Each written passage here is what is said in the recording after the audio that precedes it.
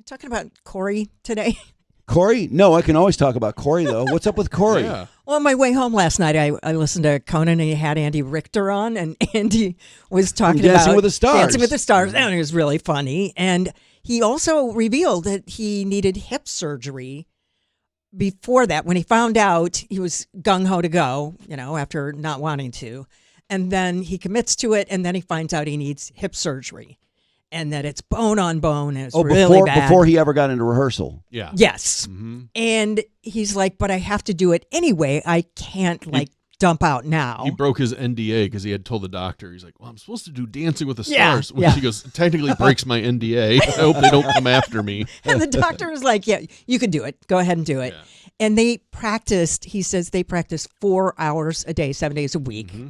And at first, he was not a dancer. But the And- biggest difference between Richter with Conan and Corey Feldman in general is Andy goes, I know what my role is. I am there to make television interesting. He goes, I've done these shows before. He goes, it is first and foremost a television show.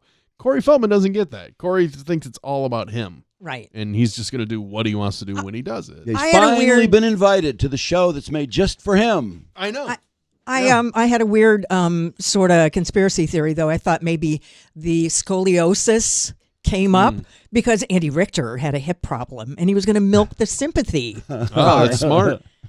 Which Conan was like, Andy, you really need to play that card. Was Andy talking about it from the beginning? It was or just come up on Conan?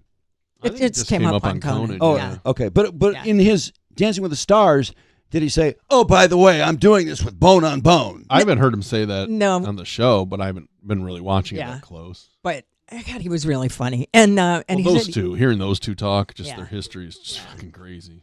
Because they genuinely make each other laugh, pretty hard. But, that's the difference between him and he's like, what, 10? Did he say he was 10 years older than maybe Corey Feldman? Uh-huh. And he didn't shit talk Corey at all, but he was just like, he worked really hard and had to, ice and take Advil afterward and sucked it up and got through it.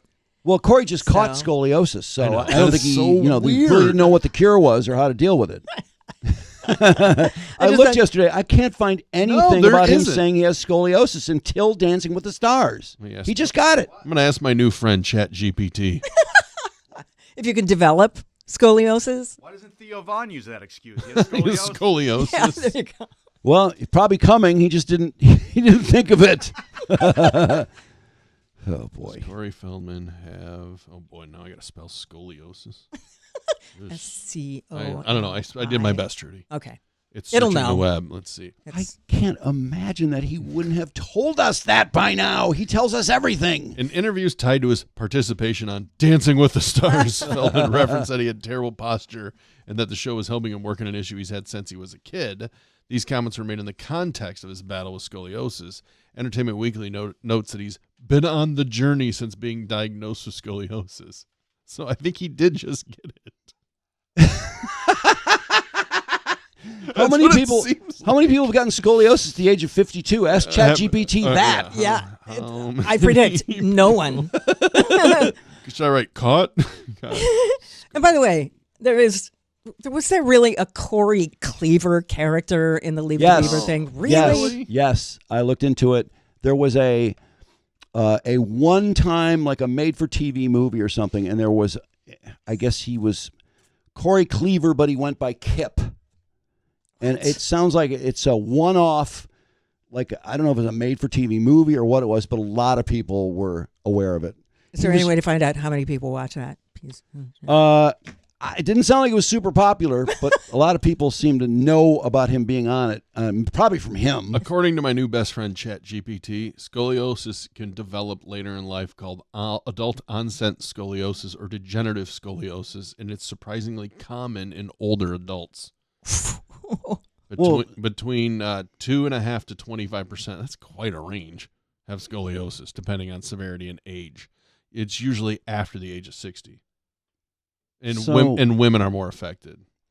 I'm sure it was a very minor thing. I just don't know if I'm buying into it at all. No, because he's such a bullshitter. I know, yeah. Let me ask my friend ChatGPT if Corey Feldman's a bullshitter. There's no way. if he had scoliosis, that he wouldn't have said it sooner because he needed an excuse for something else. He needed an excuse for sucking, too, and for not coming to practice. And this is an excuse. Didn't they say he didn't come to practice? Yeah, he missed a lot of practice. He didn't prep. I mean, it's kind of the Theo Von thing. What's the answer? I kind of want to read this whole thing. Corey Feldman is a controversial figure, and whether people see him as a bullshitter really depends on perspective. Here are the main angles. Supporters say he's been open about childhood trauma, exploitation in Hollywood, and personal struggles. Many fans believe he's sincere but misunderstood, and that the media often mocks him unfairly. Critics say some people view his claims and projects like his Truth Campaign or his performances on TV as exaggerated or self-promotional. He's been accused of dramatizing stories or leaning into sensationalism. And then the third point is reality check. He definitely has a history of mixing genuine advocacy with eccentric behavior and bold claims. That combo can make him seem like he's always not fully credible, even if parts he says are true. So, in other words, he's a bullshitter. Would you like to? ChatGPT will tell you every which way, but actually stating it because it's too too subjective a thing for them to actually come out and say. But they're telling us. Would that. you like my new best friend ChatGPT to pull together some of the biggest examples of where people have accused him of exaggerated? I think it'd be fun to have a list.